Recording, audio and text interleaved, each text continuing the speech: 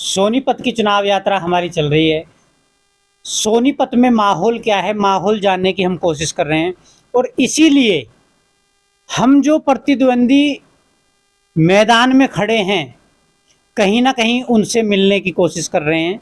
और ये जो अब की बार हरियाणा का चुनाव है, ये बहुत ही दिलचस्प चुनाव होने जा रहा है, क्योंकि यहाँ जो अपने में बड़ी बड़ी पार्टियां मानी जाती हैं, बड़ी बड़ी पार्टियों के दिग्गज भी मैदान में हैं, और वहीं कहीं ना कहीं जो छोटी पार्टियां हैं, अभी उन्हें आप छोटी पार्टी कह सकते हैं, उनके कैंडिडेट भी मैदान में हैं। लेकिन अब की बार जैसा हमारा लोगों से मिलने के बाद सर्वे हुआ है, उसमें लोग स्थानीय नेता को जो है चाहते हैं कि हम स्थानीय नेता को प्राथमिकता दें, वो बड़ी पार्टी या किसी और के प्रलोभन में नहीं आना चाहते हैं। इसी कड़ी में आज हम पहुंचे हैं सोनीपत, और सोनीपत में युग तुलसी पार्टी से हमारे साथ हैं सुशील कुमार मानव जी। मानव जी, आपका सबसे पहले हमारे प्लेटफॉर्म पे बहुत बहुत हार्दिक स्वागत और धन्यवाद। धन्यवाद। आप क्या लग रहा है लायक समझा जी, क्या लग रहा है? चुनाव में बड़ी बड़ी पार्टियां भी कूदी हुई हैं जी, आप भी आए हैं जी। और एक ऐसी पार्टी जो अभी मुझे लग रहा है कि सोनीपत में लोग ये कहें कि भाई अभी हमने नाम पहली बार सुना है, जी। तो क्या लगता है, क्या चुनावी रणनीति रहेंगी? देखिए, जो सोनीपत का जो चुनाव है और जो ये चुनावी रण क्षेत्र है, इसमें सबसे बड़ी बात ये है कि हम जैसे लोगों को एक प्लेटफॉर्म मिलता है लोगों को जागरूक करने का, उनको उनकी वोट की ताकत बताने का जी।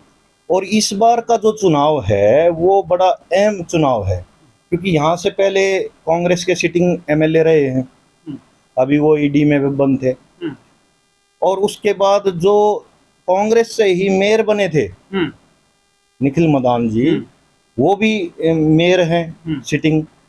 अब देखिए, एक एमएलए और एक मेयर, लेकिन विकास के नाम पे जीरो। एक ही पार्टी के एमएलए था हाँ। और एक ही पार्टी का मेयर था। अब आगे खेल देखिए, निखिल मदान जी के चाचा जी को ईडी ने अरेस्ट कर लिया। उसके बाद फिर क्या खेल हुआ वो सोनीपत की जनता जानती है। उसके बाद फिर निखिल मदान जी बीजेपी में चले गए।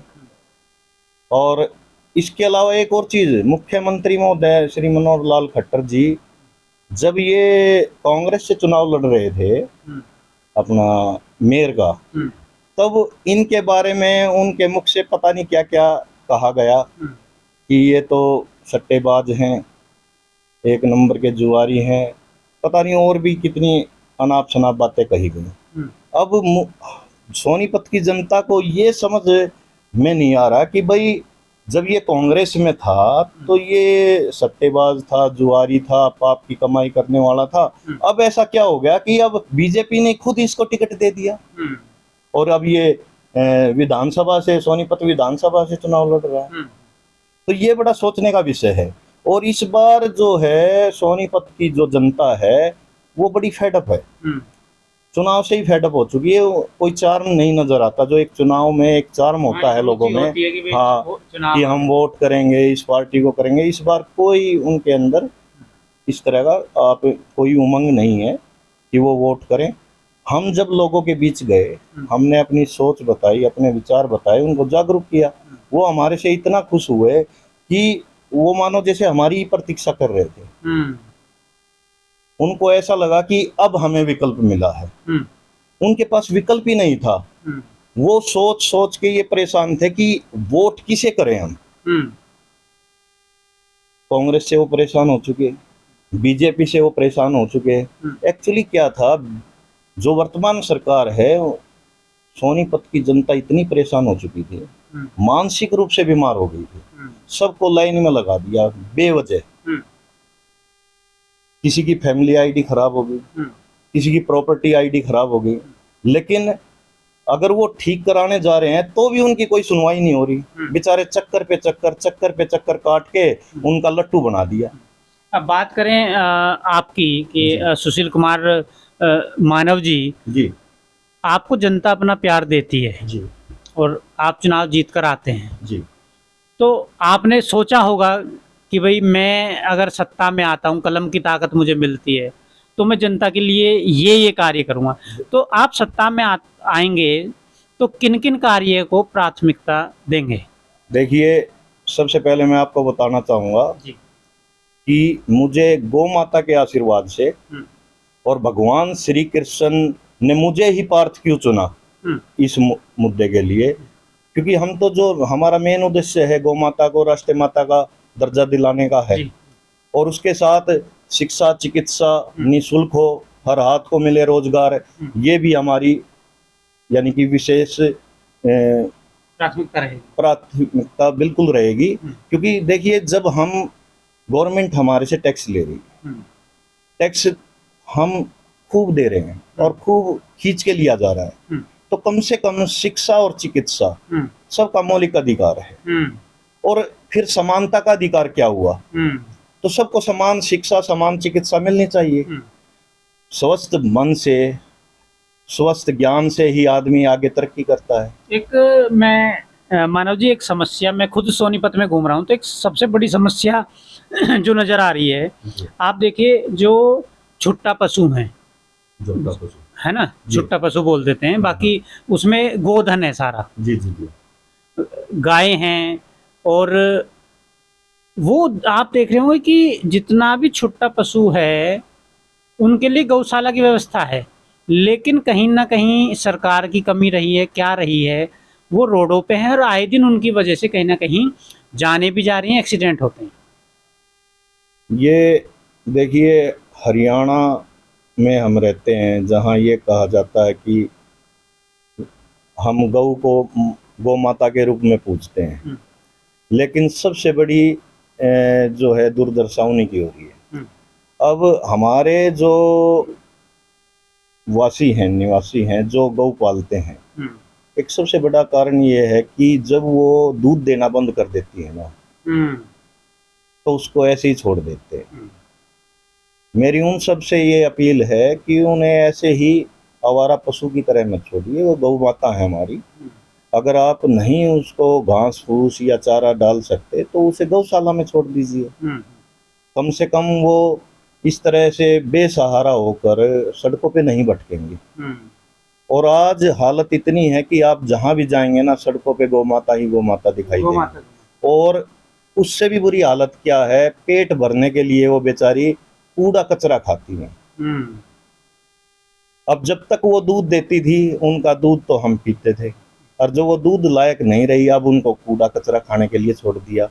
तो ये देखकर बड़ा हृदय जो है वो कहीं ना कहीं जनता भी जिम्मेदार है इसके लिए। जनता तो जिम्मेदार है, लेकिन देखिए, गवर्नमेंट टैक्स सरकार सफल रही है। सबसे बड़ी चीज है हर गांव में जी, सरकार अगर गोचरान भूमि है, जैसे हर गांव में 5, 7, 10 एकड़ गोचरान भूमि होती है, लेकिन गोचरान भूमि सारी कब्जाई हुई है।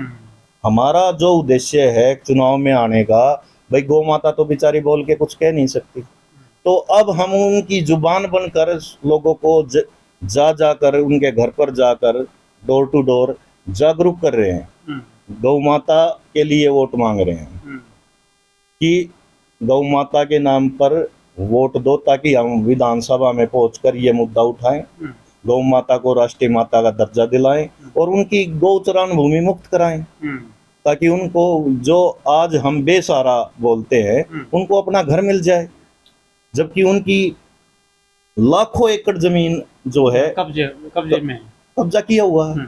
कहीं ना कहीं सरकार जो है इस मामले में असफल रही, क्योंकि जो गौशाला के लिए ग्राम समाज की में भूमि होती है, उसको कहीं ना कहीं सरकारें जो हैं वो असफल रही हैं, और ये सरकारों को भी स्वीकारना पड़ेगा। मैं आपसे एक आखिरी सवाल मेरा रहेगा कि लोग चुनाव जीतते हैं, तो जीतने के बाद जो वादे होते हैं उन्हें भूल जाते हैं जी। आपको जनता प्यार दे और पता चला कि आप भी फिर जो वादे किए थे वो भूल गए।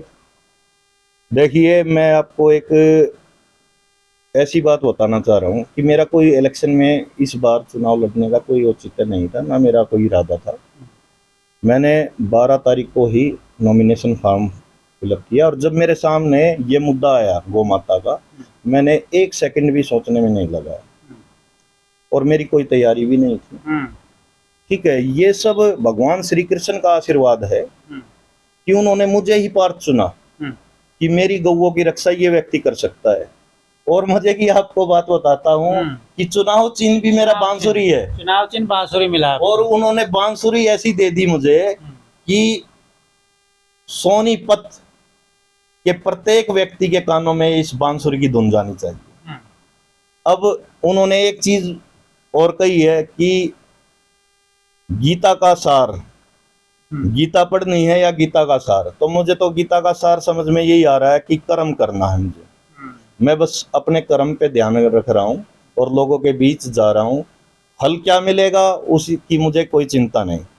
ठीक है, क्योंकि जब भगवान श्री कृष्ण ने मुझे बांसुरी दे दी अपनी बजाने के लिए, तो मैं जगह जगह इसको ही बजा रहा हूँ, और इसकी धुन भी सोनीपत में गूंज रही है। ऐसा नहीं है, आप अगर जगह जगह जाके देखेंगे तो बांसुरी की धुन आपको सुनाई देगी। कहीं ना कहीं चुनाव चिन्ह तो आपको, ये तो हम भी मानते हैं कि चुनाव चिन्ह आपको कहीं ना कहीं अच्छा मिला है बांसुरी का। और बाकी जो है, जैसा हम कहते रहते हैं अपने प्लेटफॉर्म से, कि जो आम जनता है वो कहीं ना कहीं अपने विवेक का जो है वो कहीं ना कहीं प्रयोग करे, और सभ्य, सुशिक्षित, और जो राष्ट्र की बात करता हो, जो गरीब आदमी की बात करता हो, और जो अधिकारों की बात करता हो, ऐसे शिक्षित व्यक्ति को ही अपना कीमती वोट दें। धन्यवाद।